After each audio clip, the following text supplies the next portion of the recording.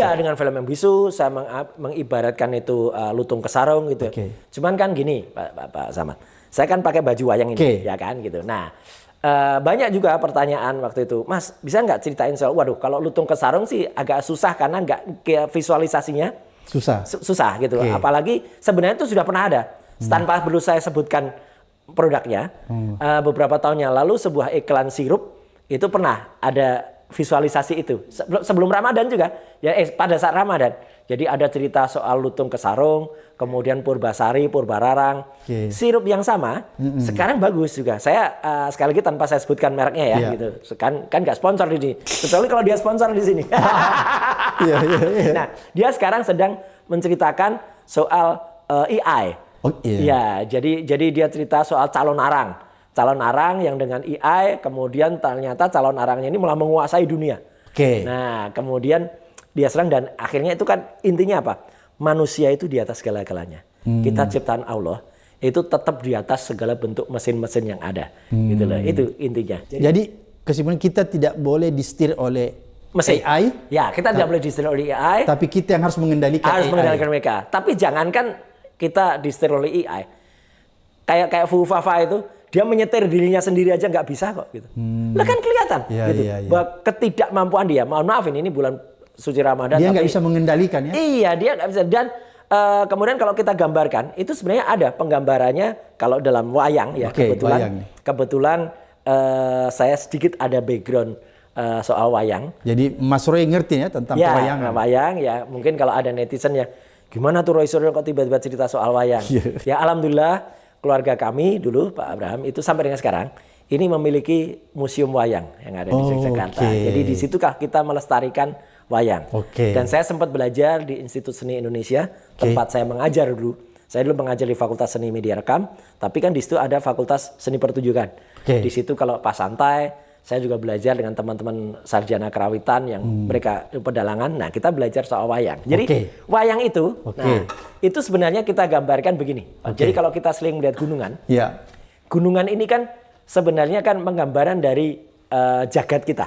Jagat ya? Ya, maka kalau kemudian Dalang, sang pemain wayang, ya itu kan selalu memulai dengan jagat Dewa Bathara, bumi kunjang kanjing, langit kelap-kelip. Nah itu sebenarnya menunjukkan kalau dia ingin menceritakan kejadian di bumi, kejadian di jagat. Tapi dia personifikasi, dia visualkan dengan tokoh-tokoh yang nantinya ada. Nah sedikit cerita sebelumnya Pak Abraham. Wayang ini memang bukan asli Indonesia dari zaman dulu, bukan memang. Oh bukan ya? Enggak, gini, artinya gini. Ada cerita yang lebih tua. Wayang itu asli Indonesia ya. Ya. Tapi ada cerita yang jauh lebih tua dari rakyat di Indonesia, yaitu ketika di India. India itu ada namanya kisah Mahabharata dan Ramayana. Dulu sering kita baca. Sering kita baca, sering kita dengar. Dan itu memang jauh lebih tua. Jadi cerita atau wayang zaman jauh lebih tua, itu memang kita harus belajar dari sastra di Hindu, sastra yang ada di India. Ya. Tapi di Indonesia wayang juga bukan yang baru-baru ya. Wayang itu sudah sekitar abad ke-14, bahkan jauh sebelumnya ketika abad ke-7, ketika pembangunan Candi Borobudur pun, itu pun sudah ada relief-relief yang menggambarkan wayang yang ada di situ. Perahu juga ada di situ, kemudian sosok-sosok wayang juga. Jadi sebenarnya kita pun sudah punya dari zaman. Tapi ada keunikan atau ada perbedaan wayang di Indonesia. Apa itu Mas? Wayang di Indonesia itu mulai muncul dengan beberapa periodisasi. Pertama ada yang namanya wayang Purwa. Wayang Purwa itu wayang yang tua sekali. Yang itu ceritanya memang cerita core dari cerita seperti di India dulu. Kemudian ada wayang Madya. Wayang Madyo namanya kalau orang Jawa bilang. Itu wayang pertengahan. Ada wayang Waseso, wayang yang agak modern. Kemudian berkembang jauh. Jadi kalau kita kenal sekarang, mungkin kita hanya mengenal sekarang wayang kulit. Wayang kulit itu memang dia terbuat dari kulit.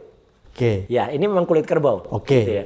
Kadang-kadang untuk praktisan atau untuk murah sekarang orang mencetak wayang ini dalam karton atau dalam bahan yang modern. Itu nggak salah, itu keniscayaan zaman. Nah di Indonesia itu ada yang khusus. Nah saya mengeluarkan ini ada 4 tokoh asli Indonesia. Ya, ini namanya kita urutkan. Ya, ini namanya Semar. Semar ya. Yang kita sering dengar ini. Ini Semar. Nah, ini Dewa Semar. Ya. Ya. Ini Semar, ya. Kemudian ada Gareng. Nah, ini Gareng. Ya. Nah, kemudian ada Petruk. Petruk itu khas banget. Oke. Ya, karena hidungnya panjang. Ya. Ini kayak Pinocchio ya kalau di Eropa.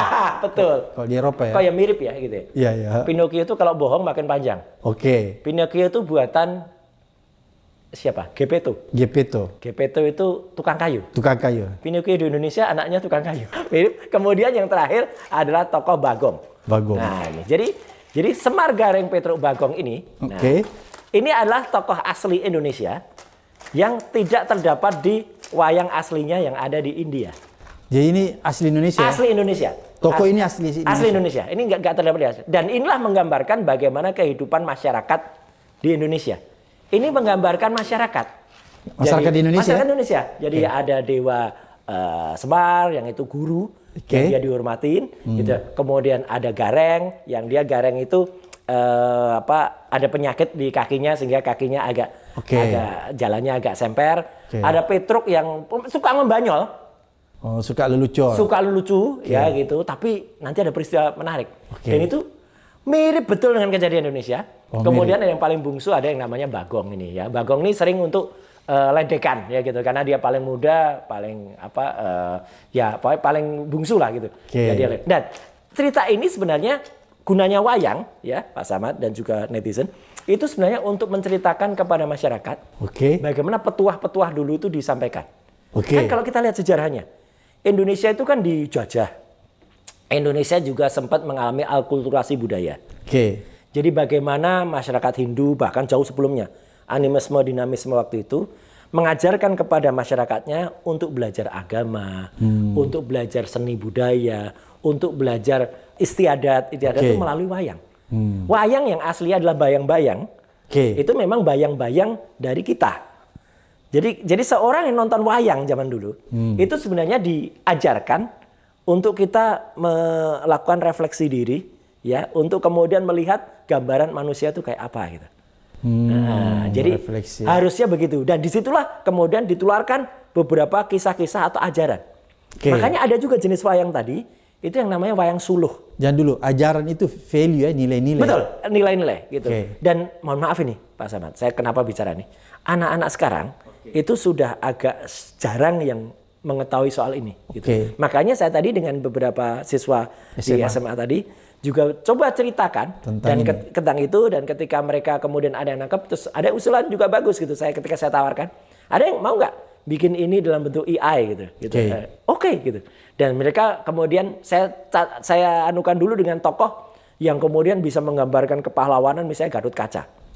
Gatot Kaca itu kenapa saya tularkan kepada mereka? Karena itu mudah untuk dipelajari anak-anak. Gatot Kaca itu kan gagah, kuat, otot kawat balung besi gitu. Jadi ototnya kawat, cuman tulang-tulangnya besi gitu. Kayak Superman lah. Iya kayak Superman. Dan yang menarik apa? Ketika saya munculkan tokoh Gatot Kaca, itu kan di dadanya ada bintang. Yang mereka ada yang komentar, kayak Marvel ya Om gitu. Ya betul. Gitu. Nah itu menarik. Captain America. Captain Marvel ya mereka ya. Jadi justru kita bicarain soal sejarah, gitu ya, ketika kepada mereka bahwa Indonesia pun sebenarnya sudah memiliki cerita ini lama.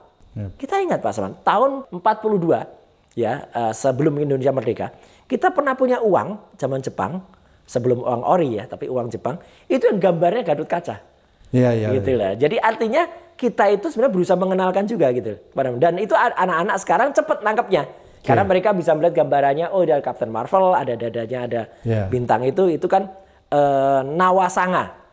Nawasanga itu 9 tujuan gitu ya. Ya kayak pemerintah sekarang tuh ada tujuannya kemarin ada Nawacita, Nawacita kan kalau sekarang kan Astacita. 8 ya. Kalau Pak Prabowo kan sukanya kan angka 8. Nah, artinya apa? Dengan menggambarkan wayang ini, kita bisa menggambarkan sebenarnya yang sekarang terjadi. Nah, kembali kepada Fufafa. Ya gitu. Apa hubungannya dengan kok tiba-tiba saya cerita wayang? Cerita Fufafa dan keluarganya itu sebenarnya sudah diramalkan atau bahkan diprediksikan oleh wayang. Nah ini, saya keluarkan tokoh lain lagi nih. Tokohnya sama dengan yang tadi kita bicarain atau yang kita sebut. Awalnya dia seorang Petruk saja, Jadi Petruk ini adalah orang biasa. Petruk ini orang biasa ya? Petruk ini orang biasa, sering ngebanyol, lucu gitu ya. Anaknya Semar ya. Tapi dia pada suatu saat dia mendadak menemukan yang namanya jimat Kalimasada. Kalimasada itu, Pak Samad, itu sebenarnya kalau dalam Islam itu adalah kalimat syahadat. Ya, tapi di dalam pewayangan memang selalu begitu. Ya, disamar-samarkan supaya apa? Supaya syiar agama waktu itu melalui wayang tidak dilarang oleh penjajah. Kan itu kan bagaimana kita mengalokkan alkulturasi agama, alkulturasi budaya gitu. Nah, cerita Petruk ini ada yang menarik. Mendadak ketika dia menemukan jimat Kalimasada tadi, dia kemudian menjadi berperilaku seperti raja. Ya, menarik. Dan raja itu kalau dalam bahasa daerah ratu, sama. Bukan ratu itu cewek, bukan. Tapi ratu itu seorang pemimpin. Nah, jadi ada yang namanya Petruk jadi ratu. Nah, Petruk jadi ratu ini lucunya Pak Samu, cerita yang sudah ratusan tahun yang lalu ini ternyata baru saja kita alami. Apa itu Pak Samu? Nah, Petruk jadi ratu ini itu ibaratnya seorang yang tadinya Petruk yang wajahnya bersahaja, deso, plonga-plongo, lugu, kelihatannya begitu. Tiba-tiba jadi raja, semena-mena, zalim. Inilah dia. Jadi dulu itu sudah ada kisah Petruk jadi ratu ini. Dan ini pernah saya pentaskan juga. Jadi ini pengulangan sejarah ya? Yang dulu sebenarnya sudah diajarkan melalui wayang, tapi kita belum ngeh waktu itu. Sebenarnya kan diingatkan kita. Kalau dulu ada cerita, dan ternyata kejadian. Kejadian 10 tahun yang lalu gitu loh. Artinya, ya 10 tahun kemarin lah gitu. Dan ini kenapa saya bilang mirip banget. Coba kita perhatikan. Petruk jadi ratu ini, ya. Ini kemudian berganti nama menjadi Prabu Kantong Bolong. Gitu ya? Kalau di googling ada. Kenapa disebut Kantong Bolong? Kita ingat nggak? Saat sang Raja Petruk kemarin itu pernah ceramah atau pernah pidato di depan audiens sangat besar. Dia bilang di kantong kiri saya ada 11.000 triliun. Di kantong kanan saya ada. Ternyata bolong. Justru utang kita yang segitu. Ya kan? Jadi kan ini kan sudah diingatkan oleh para pujangga kita, oleh para budayawan kita dulu gitu. Seniman. Dan menariknya Pak Samad, saya boleh dicek berarti. Tanggal 16 Agustus tahun 2014. Artinya Petruk kemarin belum jadi presiden ya, gitu. Saya mementaskan ini. Gitu. Iya. Jadi waktu itu saya masih jabat ya di kementerian. Saya pentaskan itu untuk menyambut Hari Kemerdekaan Indonesia. Waktu itu Mas Roy masih Menteri Pemuda dan Olahraga ya. Saya pentaskan ini di halaman Kemenpora ya untuk mengingatkan rakyat bahwa akan ada yang namanya Petruk jadi ratu ini gitu. Orang nggak percaya dulu. Jadi itu Mas Roy sudah memprediksi ya? Ya, bahwa suatu ketika ada. Dan memang benar kan? Habis itu kan dia dilantik jadi presiden. Menggantikan Pak SBY. Menggantikan Pak SBY, si Petruk ini. Jadi artinya apa? Kisahnya kalau dalam dunia pewayangan, Petruk jadi ratu ini memang zolim. Semena-mena. Selain dia disebut Prabu Kantong Bolong, dia disebut juga Prabu Wel Geduel Beh. Wel Geduel Beh itu dia acuh, cuek bebeh gitu. Melihat rakyatnya compang-camping, yang penting dia kaya. Sampai perutnya membesar ini. Dia nggak peduli rakyat, dia nggak peduli rakyatnya. Tapi pencitraannya luar biasa. Sampai dengan akhirnya dia diturunkan, dia ketemu oleh Prabu yang lebih tinggi, kemudian diturunkan dan dicopotlah mahkotanya. Kemudian dia kembali lagi menjadi Petruk biasa. Cuman hebatnya di Wakanda atau di Konoha atau di Indonesia di Konoha itu, ternyata meskipun dia udah turun sekarang, dia masih tetap sekarang itu sebenarnya dia menguasai dan bahkan di atas penguasa yang ada. Penguasa sekarang itu kan saya gambarkan ini. Ini adalah ayahnya Gatot Kaca tadi. Ini namanya Sang Bima, Werkudara. Ini penguasa sebenarnya. Penguasa sekarang. Ya, kan dia suka angka 8. Nah, sama dengan Werkudara ini. Tapi kalau kita lihat sekarang, terus terang Pak Samad dan netizen, sekarang Bima kita tuh masih ada dalam bayang-bayang Petruk ini. Dan itu ada juga ceritanya. Jadi artinya sebenarnya kalau kita mau belajar sejarah, mau belajar filosofi bangsa kita, itu sangat-sangat sudah dituliskan Relevan ya. relevan apa yang terjadi. Legenda Lutung Kasarung tadi itu juga sebenarnya kan bisa kita pelajari. Bagaimana seorang dewa yang kemudian dia dikutuk di Kasarung. Kasarung itu kan dikutuk menjadi lutung.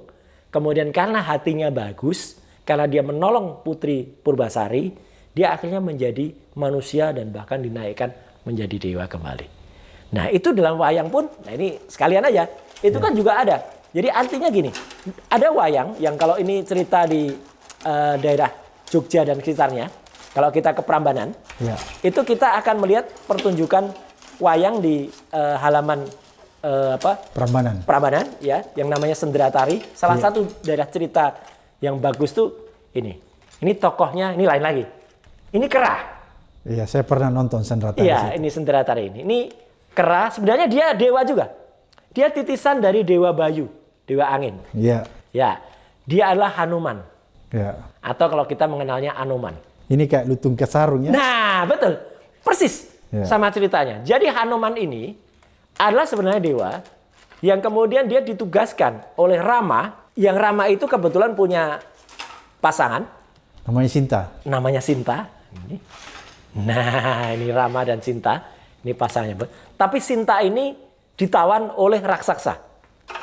Ditawan oleh Rawana. Nah, kemudian sang Anoman ini ditugaskan untuk menyelamatkan Sinta ini. Ya, supaya Sinta percaya, dia membawa cincinnya Rama, kemudian dia menyelamatkan Sinta dari Alengka, dari istananya Rawana ini. Nah, ketika menyelamatkan, dia kemudian terkorbankan. Dia kemudian ditangkap oleh pasukan-pasukan yang jelek tadi, pasukannya Rawana tadi, setan-setan yang ada di situ. Kemudian ekornya dibakar, sehingga dia terbakar. Apa filosofinya? Dia mengorbankan diri. Dan kemudian dia malah karena dia dewa, titisan dewa, dia kemudian membesar dan malah dia yang terbakar bukan hanya Anoman, tetapi yang terbakar adalah se-Ngalengka itu. Jadi itu ceritanya namanya Anoman Obong. Apa yang bisa kita dapatkan dari filosofi Lutung Kasarung dan Anoman ini?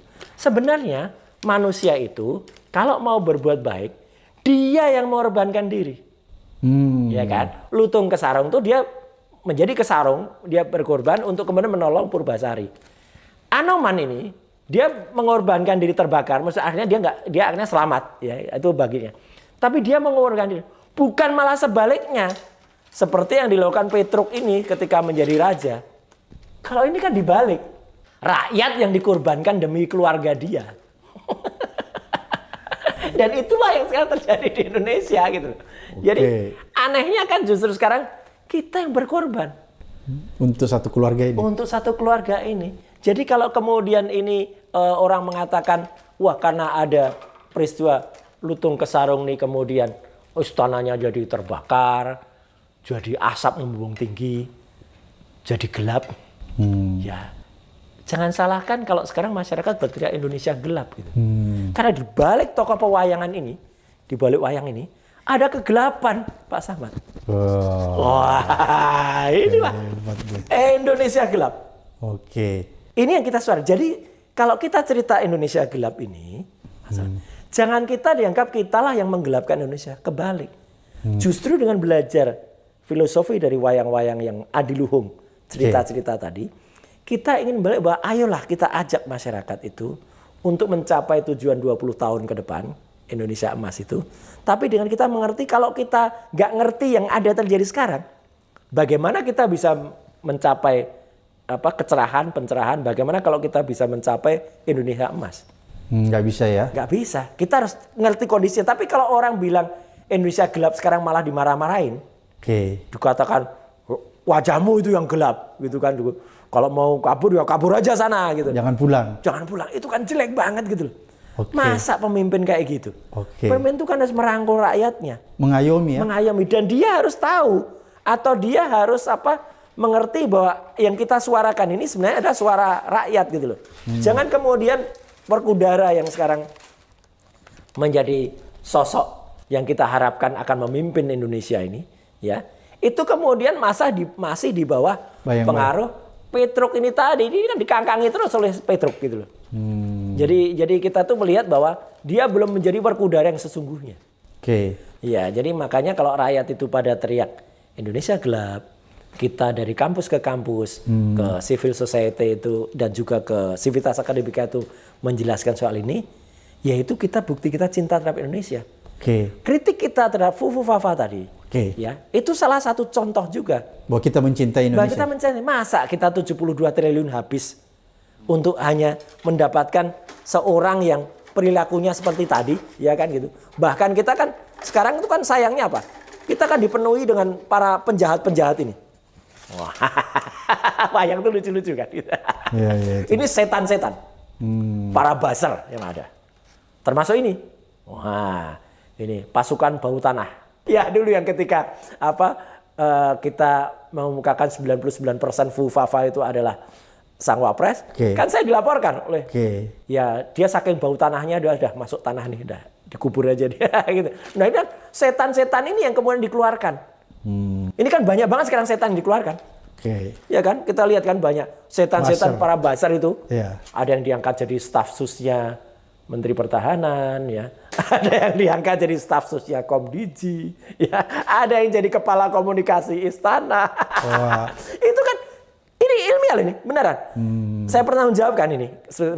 Karena kalau kita lihat rekam jejaknya mereka ini kan di masa dulu itu kan mengeluarkan hate speech, mengeluarkan ujaran kebencian, ya. Misalnya yang kepala komunikasi istana itu kan PCO itu kan dulu kan rekam jejaknya kan juga jelek banget tuh kata-katanya. Ini setali 3 uang lah dengan Fufafa. Sama. Ini juga staf susnya Komdiji Mutia ini. Itu dulu Rudi Valingka ini namanya, ya. Itu kan jelek banget tuh kata-katanya, baksar. Ada juga yang kemudian memarah-marahi anak kecil. Ya, gara-gara dia ngeluhkan makan bergizi gratisnya kok terus dia ngatakan peang kepala gitu loh. Malah diangkat jadi naik lagi gitu. Jadi artinya kan salah kalau kemudian dalam cerita pewayangan kemudian malah dikeluarkan setan-setan ini. Makin gelap Indonesia. Itu yang terjadi sekarang. Itu yang terjadi sekarang. Kan lihat mereka makin gelap ini. Jadi Indonesia makin gelap gara-gara perilaku mereka. Jangan salahkan kita-kita. Sebagai civil society, sebagai bagian dari Civitas Academica gitu. Jadi kalau kita mengingatkan. Jadi dulu Mas Roy, berarti kalau begitu saya bisa tangkap apa yang Mas Roy katakan bahwa zaman kegelapan yang kita alami sekarang ini sebenarnya sumber masalahnya adalah apa yang dilakukan rejim sebelumnya, yaitu rejim Jokowi. Sangat. Jadi dia mewariskan.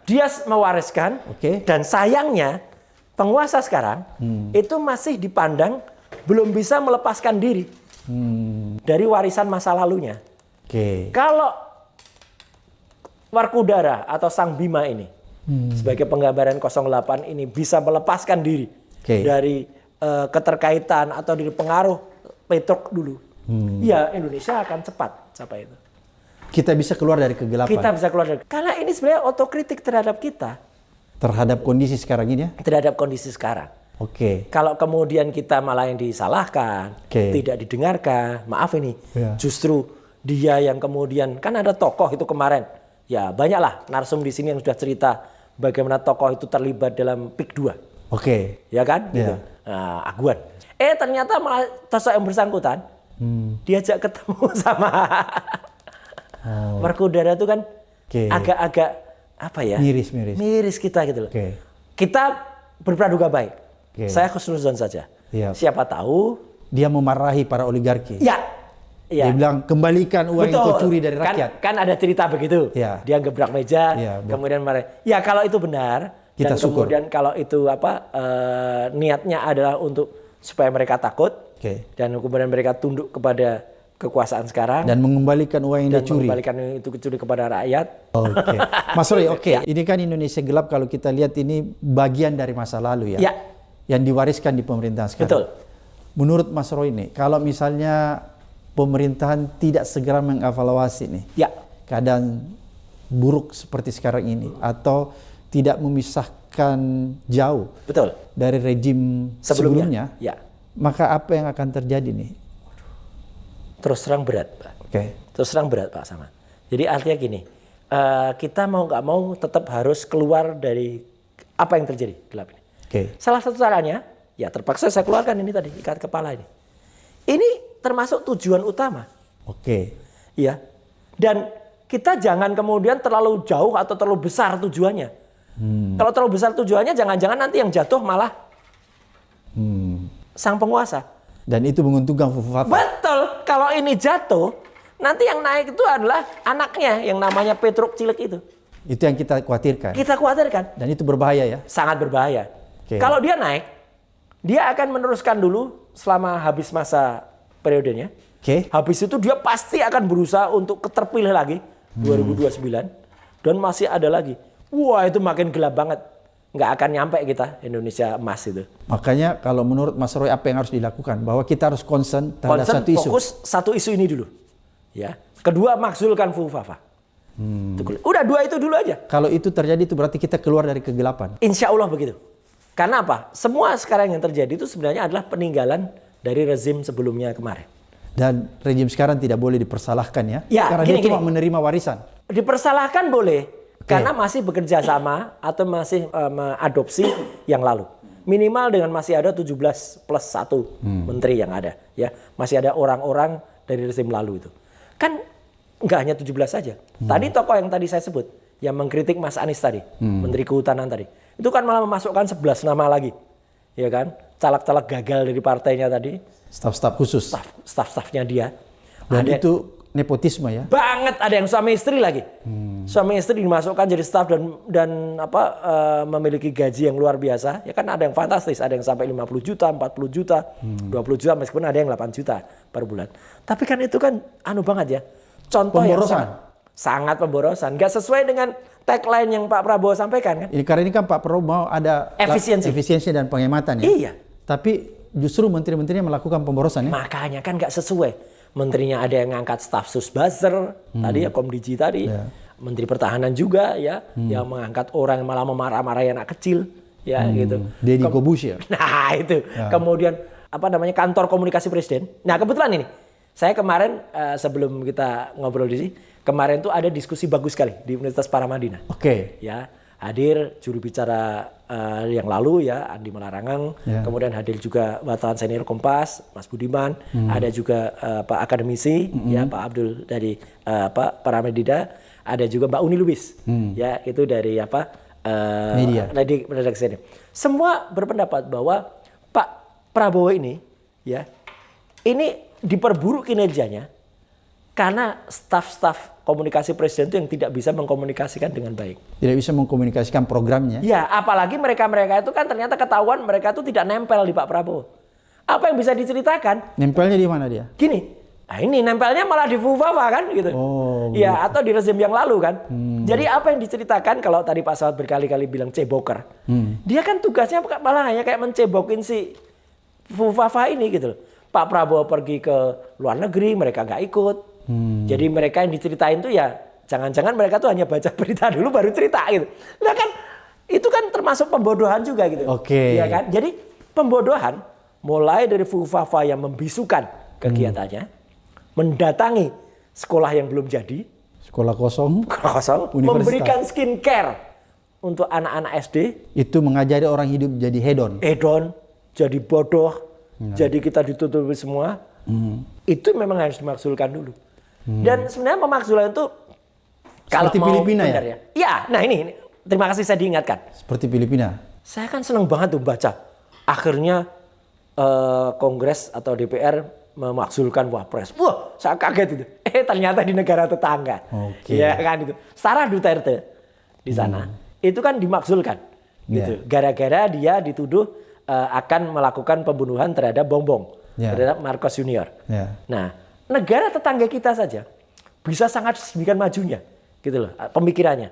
Ya meskipun dulu kan kita ingat, wah, Bongbong ini kan anaknya Ferdinand Marcos, diktator dulu, ya kan kita kenal betul gitu. Sejarahnya Ferdinand Marcos, sejarah Imelda, sejarah hitam, korup. Nah, ya hanya dulu belum ada OCCRP. Kalau sekarang dia udah masuk juga OCCRP kayak kemarin ya kan presiden kita kemarin. Nah, artinya itu pun kan anaknya bisa terpilih Bongbong ini. Tentu dengan AI. Itu ada rahasianya sebenarnya. Itu ditiru oleh Gemoy kemarin. Ditiru Fufafa itu dan terpilih. Tapi Presiden Bongbong dan Wapres Sarah Duterte yang sama-sama anak presiden Filipina zaman dulu Bongbong itu anaknya Marcos tadi, ya Ferdinand. Sarah Duterte itu anaknya Rodrigo Duterte, ya presiden yang zaman dulu. Ini kan akhirnya bisa dimaksulkan. Bahkan ayahnya si Rodrigo Duterte ini kan barusan ketangkep ini juga, ya kan gara-gara dia buron tadinya. Dia kan ketangkep dan akhirnya negara tetangga kita saja sudah sedemikian maju berpikirnya bisa begitu. Kenapa Indonesia tidak? Kenapa kita khawatir? Kenapa takut untuk mengadili presiden? Untuk mengadili presiden. Katanya presiden itu nggak bisa diadili. Siapa bilang? Bung Karno di masa-masa akhirnya itu kan sebenarnya sama saja dengan diadili, Pak Saman. Ya gitu. Ketika hari-hari terakhirnya hanya hidup kasihan di Wisma Yaso. Kalau kita lihat film-film terakhirnya kan kasihan banget tuh Bung Karno dengan kaos oblong yang compang-camping, bahkan untuk menghidupi dia sendiri, dia menjual dan memberikan dasi-dasinya kepada yang ada. Pak Harto pun sebenarnya diadili, cuman karena waktu itu sampai pada kesimpulan sakit kesehatan. permanen. Nah, sakit jadi permanen nggak bisa dilanjutkan kan akhirnya itu nggak bisa. Ya, tapi dia sudah ditetapkan sebagai tersangka. Betul. Kenapa tidak yang ini? Dengan segala hormat saya, Pak Habibie dan Gus Dur pun, meskipun bukan diadili secara hukum, tapi kan dia sudah diadili dalam kutip oleh rakyat. Habibie pertanggungjawabannya tidak diterima, ya kan? Kemudian turun. Gus Dur juga, bahkan Gus Dur itu karena kasus ya Bulog waktu itu kan, kemudian kan juga diturunkan. Artinya kan ada sejarah itu gitu. Apalagi kalau internasional sudah kemudian memberikan cap kepada Indonesia, Anda adalah finalis OCCRP. Ya gitu, dan OCCRP itulah organisasi kredibel dunia dari para wartawan, para peneliti yang kemudian menuliskan soal corruption dan juga crime. Ya kan kita masuk sebenarnya. Kenapa kita tidak berani? Fufafa, ya sekarang kan terus bergerak teman-teman yang juga dari sisi yang lain mempersoalkan soal ijazahnya, ya kan? Itu kan jelas betul gitu bahwa dia sebenarnya tidak lulus SMA. Ada surat dari Dikti waktu itu, Dikbud itu, yang sebenarnya dipertanyakan. Karena ijazah dia yang katanya ijazah dari S2 di Australia. Dulu kan dia kan disebut S1-nya tuh dari MDIS Singapura. S2-nya dari UTS di Australia, University Technology of Sydney. Tapi ternyata dari UTS-nya itu kan hanya setara dengan ijazah SMK, disetarakan. Ini kan sebenarnya sudah penipuan juga. Dan ternyata penyetaraan yang dari kementerian itu, setelah dicek lagi, itu nggak masuk akal juga kalau kemudian hanya disetarakan dengan grade 12 SMA, grade 12 itu kan anak SMA kelas 3. Ternyata adalah tidak sesuai, kalau berarti dia belum lulus. Gitu loh. Jadi banyak sebenarnya hal untuk memakzulkan, kan syarat-syarat pemakzulan itu kalau dia tidak mencapai standar pendidikannya, minimal SMK, SMA, atau dia melakukan tindakan yang tidak terpuji. Tindakan terpuji sebenarnya jelas benar dalam FIFA. Tercela ya? Tindakan tercela. Itu. Jadi sudah terpenuhi. Sudah terpenuhi. Makanya sekali lagi kalau kesimpulannya apa? Ya kita memang tampaknya kita sporadis gerakannya. Dari satu kampus ke kampus yang lain, mahasiswa teriak gini, gitu. Tapi suatu saat saya percaya, Pak Samad, nanti akan ada isu yang bisa mempersatukan kita. Gitu. Kayak peristiwa tanggal 22 Agustus. Ya, tahun 2024 yang lalu, ketika DPR balak waktu itu badan legislasi membegal, ya kemudian muncul darurat itu. Nah itu kan semua bekerja. Kita yang di dunia maya bekerja mengeluarkan darurat. Ya Garuda biru, ya kan gitu. Sekarang kita mengeluarkan Garuda hitam. Gitu. Nah sementara itu kan di alam maya, sementara di alam nyata mahasiswa bergerak. Di alam yang lain ya para seniman, para budayawan juga memberikan kritik. Kritik jangan ditutup, Pak Saman. Kan kita sedih melihat seniman dibelenggu, lukisan, nggak boleh ya tadi Jakarta. Nggak boleh pameran. Alasannya kuratornya yang takut. Di Bandung pembacaan puisi nggak boleh. Saya takutnya nanti wayang nggak boleh. Kalau sudah itu yang terjadi, makin gelap Indonesia. Jadi untuk tidak gelap, kita harus fokus.